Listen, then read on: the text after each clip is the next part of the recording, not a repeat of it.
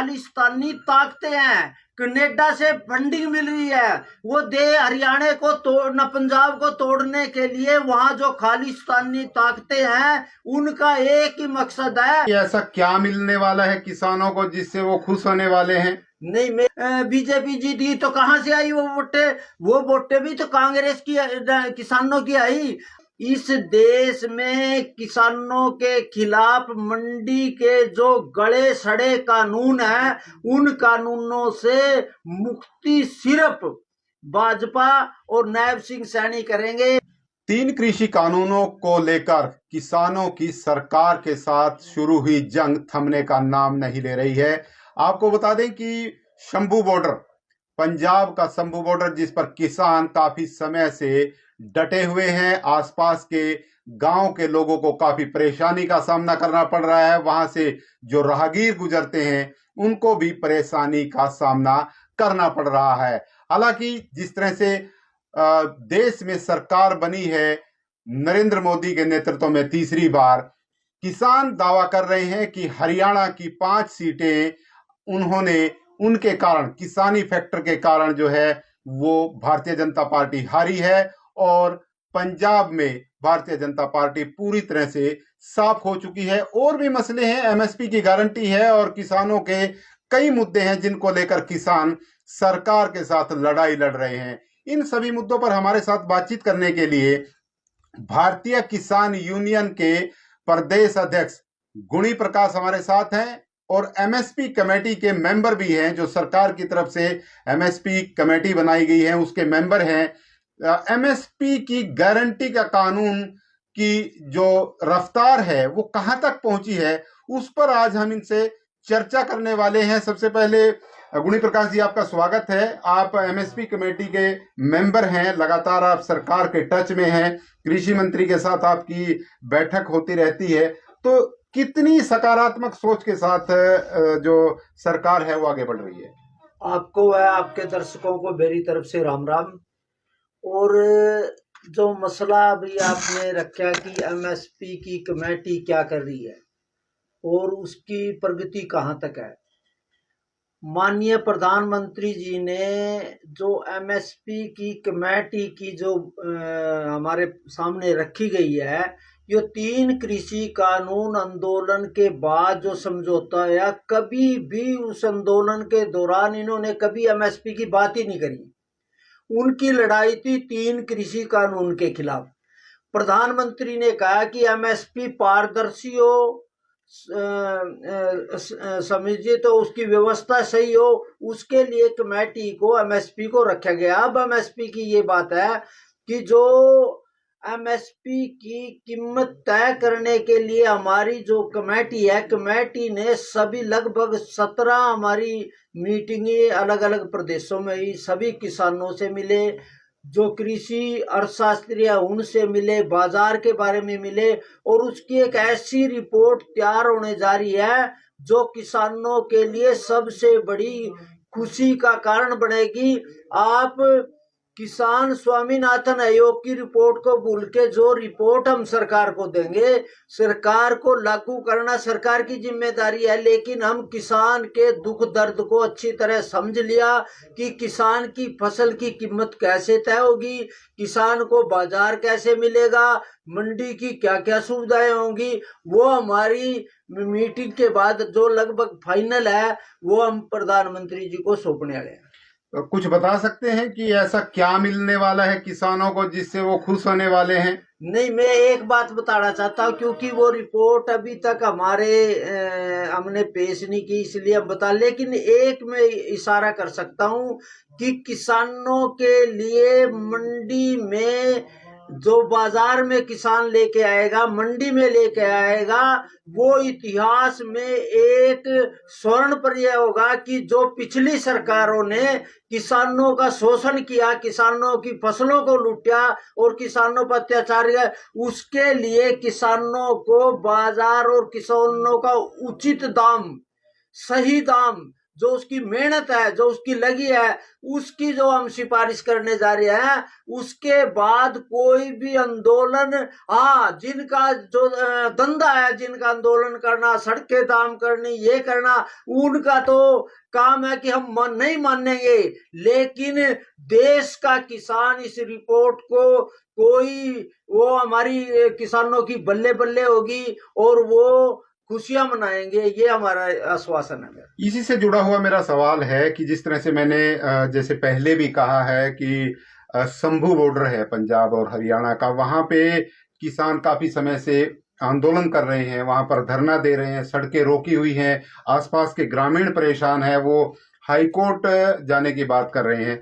तो इसको लेकर आप क्या सोचते हैं, क्या कितना उचित है वो उनका? मैं ये बताना चाहता हूँ, मैं 1987 से भारतीय किसान यूनियन में शामिल हुआ और 3 कृषि कानून तक आप एक भी क्लिप दिखा दो कि भारतीय किसान यूनियन और किसान आंदोलन में कभी लाल झंडा दिखा? यानी कि वामपंथी मर चुका है। वामपंथियों ने किसान का चोला पहन के, अंदर लाल जैकेट पहन के, उन्होंने, आज मैं बताऊं, पूरे देश में जो पूरा 3 कृषि कानून के खिलाफ इन्होंने हल्ला मचाया, उसमें सबसे बड़ी भूमिका वामपंथियों की थी। वामपंथी का एक ही काम है, जिस कारखाने में जाएंगे वहां झगड़ा कर देंगे, कर्मचारियों में आएंगे वहां झगड़ा करे। अब वामपंथी पूरे देश से विदा हो चुका, कब्र में जा चुका। अब इन्होंने एक नया तरीका कराया कि आप ये बताओ, पंजाब हरियाणा में सबसे ज्यादा इनका असर रहा 3 कृषि कानून अब तक, उसमें कुछ थे देश को तोड़ने वाली ताकतें, और पहले शुरू में कांग्रेसी थे, उसके बाद अब जो धर्म के नाम पे ठेकेदार बने हुए हैं, और वामपंथी सबसे ज्यादा भूमिका है। अब आप ये बताओ, ये आप हाईकोर्ट की बात कर रहे हैं, हाईकोर्ट ने पहले भी कहा था कि आप किसी भी राजमार्ग को नहीं रोक सकते। आप ट्रेन को अभी उन्होंने जाम किया हुआ था, और उसकी मांग क्या है? सबसे पहले तो मांग की बात है, वो कह रहे हैं कि एमएसपी की हमारी सबसे पहली मांग है। हरियाणा पंजाब में, आपकी जानकारी के लिए कह रहा, हरियाणा पंजाब में एक भी किसान को एमएसपी की फसल, हर किसान को एमएसपी के दाम मिल रहे, हरियाणा के हर किसान को मिल रहे, पंजाब के हर किसान को मिल रहे। इन्होंने सिर्फ एक वादा किया कि हम स्वामीनाथन आयोग की रिपोर्ट के, हमारी जो रिपोर्ट है वो स्वामीनाथन आयोग की रिपोर्ट को आप क्या, स्वामीनाथन ने यह भी कहा था कि जहां फसल होगी उस रिपोर्ट में कि वहां की भूमि देखी जाएगी, वहां पानी की स्थिति देखी जाएगी, वातावरण देखा जाएगा। लेकिन इन्होंने सिर्फ उपद्रव मचाने के लिए, देश को तोड़ने की जो ताकतें हैं, वो आज शंभू बॉर्डर पर बैठे हुए हैं, और उनका सिर्फ एक ये है कि देश को तोड़ना, धर्म के नाम पे, उसके नाम पे।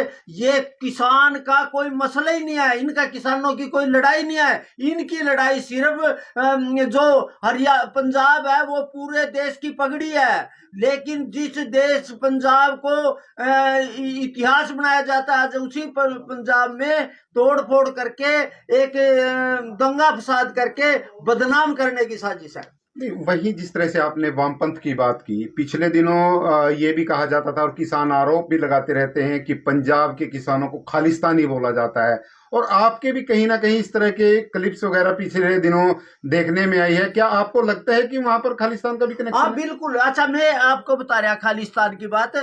आप यहाँ जो अमृतपाल, वह भारी मतों से जीता। क्यों जीता? एक वो अमरजीत क्या खालसा जो था, वो मेंबर पार्लियामेंट जीता। उसके पीछे खालिस्तानी ताकतें हैं, कनाडा से फंडिंग मिल रही है। वो हरियाणा को तोड़ना, पंजाब को तोड़ने के लिए वहां जो खालिस्तानी ताकतें हैं, उनका एक ही मकसद है कि अब आप देखो, हरियाणा पंजाब के हर बच्चे में उन्होंने प्रचार कर दिया। उसका परिणाम ये हुआ, पूरे पंजाब के 2 इंडिपेंडेंट जो चढ़े, वो सिर्फ वो किसानी के मसले पे नहीं जीते, वो सिर्फ खालिस्तानी के नाम पे। अच्छा, एक ने तो इंदिरा गांधी गांधी की हत्या के उसका बेटा था, एक ने अमृतपाल ने पूरे देश के अंदर खालिस्तान का भिंडरावाले का जिम्मेदार बन के उन्होंने पूरे हरियाणा पंजाब के अंदर खालिस्तान का उसका परिणाम में ये कह रहा है कि इस आंदोलन और 3 कृषि कानून इस किसान आंदोलन के पीछे भी वो ताकते हैं। एक जिक्र किया था हमने कि 2024 का जो लोकसभा का चुनाव हुआ उसमें भारतीय जनता पार्टी की अगर हरियाणा में बात करें तो 10 सीटों में से 5 सीटें आई। वहीं पंजाब में पूरी तरह से भाजपा साफ हो चुकी है।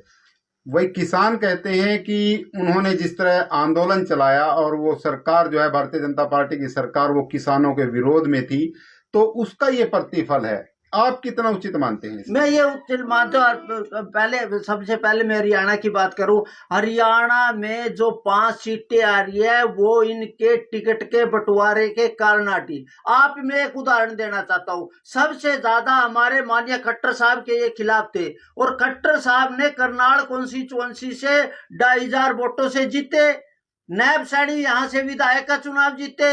अगर ये अर्स होता, क्योंकि करनाल में भी तो सभी किसान हैं, किसानों ने जोरदार खट्टर साहब की वोटें डाली, उसका परिणाम ये था उनके जातिवाद लाओ और कुछ इसके कांग्रेस का दुष्प्रचार जो था वो दुष्प्रचार इतना भारी था और टिकटों के बंटवारे के कारण यह किसान मुद्दे पर नहीं 5 सीटें आ रही। किसान मुद्दे से कोई लेना देना नहीं है, ये सिर्फ थी, ये इनकी अपनी कंट्रोवर्सी थी, इनके टिकटों का बंटवारा था। उसमें किसानों ने आज भी उसमें कोई ऐसी भूमिका नहीं है कि उन्होंने हरियाणा का, पंजाब में भी है। पंजाब में आप बताओ पहले कितने % वोटें थी, आज 18% से ज्यादा वोट बीजेपी जीती। तो कहां से आई वो वोटें? वो वोटें भी तो कांग्रेस की किसानों की आई। आप ये टिकट नहीं बने, टिकट क्योंकि इनका गठबंधन नहीं था, पहले इनका बीजेपी अकाली दल का और भाजपा का था। अब की बार वो अकेले लड़े, उसके कारण वो सरकार हार गई। जी, आखिरी सवाल, क्योंकि लंबी चर्चा हमारी आज हो रही है। मनोहर लाल खट्टर इस प्रदेश के मुख्यमंत्री थे, लगातार आप उस समय भी सरकार के पक्ष में बयानबाजी करते थे और वहीं अब नायब सिंह सैनी प्रदेश के मुखिया हैं। आपको क्या लगता है कि नायब सिंह सैनी के नेतृत्व में हरियाणा के किसानों की आवाज को वो कितना बुलंद कर पाएंगे और जिस तरह से आंदोलनरत किसान हैं उनको वो कितना संबल दे पाएंगे? नहीं, सबसे बड़ी बात तो यह है, नायब सिंह सैनी एक साधारण किसान का बेटा है। उनके गांव नारायणगढ़ के पास उनका गांव है, खेत में आज भी उनका मकान किसी शहर की बजाय खेत में निवास है। और दूसरा, वो किसान के दुख दर्द को समझते हैं। उसके लिए सबसे पहले उन्होंने जो बाढ़ की जो मुआवजा था उसकी करे। और अब भी मेरे को आश्वासन है कि जो नायब सिंह सैनी है वो किसानों के दर्द को समझ के आने वाले चुनाव में हम भी उनके मिलके कहेंगे कि अपनी मांगे रखेंगे जो किसानों की है। नायब सिंह सैनी मेरे को आश्वासन है कि वो किसानों की समस्याओं का समाधान करेंगे। और क्योंकि एक मैं आखिरी बात कहना चाहूं, इस देश में किसानों के खिलाफ मंडी के जो गड़े सड़े कानून हैं उन कानूनों से मुक्ति सिर्फ भाजपा और नायब सिंह सैनी करेंगे। उसमें हमारा आश्वासन है कि वो इसका आने वाले चुनाव में भी किसान जो नायब सिंह सैनी है उसका जो पूरा समर्थन है, जो उनके किसानों की बातों को रखेंगे, उसमें हम मीटिंग करके उनको समर्थन देने की बात करें। बहुत बहुत धन्यवाद। हमसे बातचीत कर रहे थे ठाकुर गुणी प्रकाश और विभिन्न मुद्दों पर इन्होंने अपनी बेबाक राय रखी है और सीधे तौर पर कहा है कि सरकार की जो एमएसपी की कमेटी बनी हुई है वो बहुत जल्द एक खुशखबरी देने जा रही है जिससे देश भर के किसान खुश हो जाएंगे। इसके साथ साथ पंजाब में जिस तरह से किसान आंदोलनरत हैं वहां पर जो रास्ता रोका हुआ है उस पर भी इनकी बड़ी टिप्पणी सामने आई है और मुख्यमंत्री नायब सिंह सैनी के सकारात्मक रवैये को लेकर भी इन्होंने अपनी बात रखी है। आप सभी साथियों से गुजारिश रहेगी कि इस खबर पर कमेंट के माध्यम से बताएं कि ये खबर आपको कैसी लगी और इस खबर को शेयर जरूर करें। विश्वपाल राणा, नमस्ते भारत न्यूज के लिए करनाल।